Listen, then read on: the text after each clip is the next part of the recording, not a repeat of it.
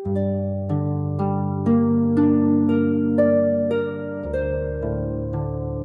গো, এখনো শুয়ে আছো? শরীর খারাপ লাগছে?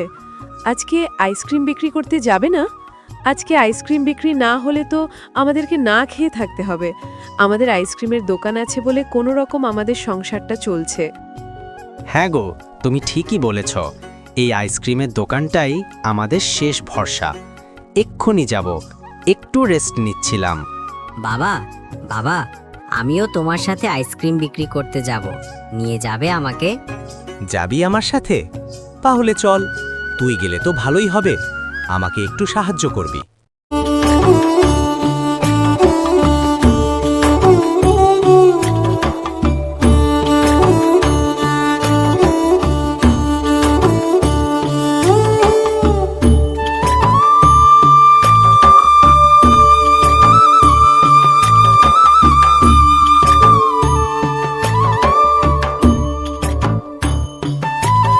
আইসক্রিম নিন, আইসক্রিম, ঠান্ডা ঠান্ডা মজার আইসক্রিম। চকলেট, ভ্যানিলা, স্ট্রবেরি সব ফ্লেভার আছে। গরমে একটু ঠান্ডা লাগবে, নিন না একটা। দেখে যান, খেয়ে যান, খুশি হয়ে বাড়ি যান। এই ভাই, একটা আইসক্রিম কত দাম? চকলেট ফ্লেভারটা দিবেন, এটা আমার পছন্দ। ওয়াও, দেখতে অনেক সুন্দর লাগছে। ধন্যবাদ ভাই, আবার আসবো আপনার কাছে। বাবা, আমাকে একটা আইসক্রিম দিবা? আমার খুব খেতে ইচ্ছে করছে। রহিম বাবা, আমার তো আজকে বিক্রি কম হয়েছে। আজকে একটু বেশি বিক্রি হোক, আগামীকাল অবশ্যই খাওয়াবো, চিন্তা করো না।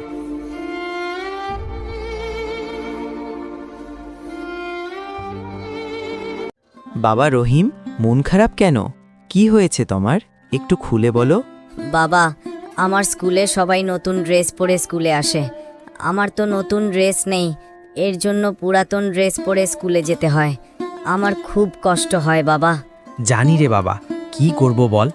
তোর বাবা তো গরিব, তারপর আইসক্রিম বিক্রি করে যেটুকু উপার্জন করি, যেটা দিয়ে সংসার চালাই, তোদের ভালো রাখার চেষ্টা করি। তারপরও চিন্তা করিস না, আগামীকাল যেভাবেই হোক তোকে নতুন ড্রেস কিনে দেব, তাই না? আইসক্রিমও খাওয়াবো। কি আনন্দ, কি আনন্দ বাবা! আমাকে নতুন ড্রেস কিনে দিবে, কি আনন্দ!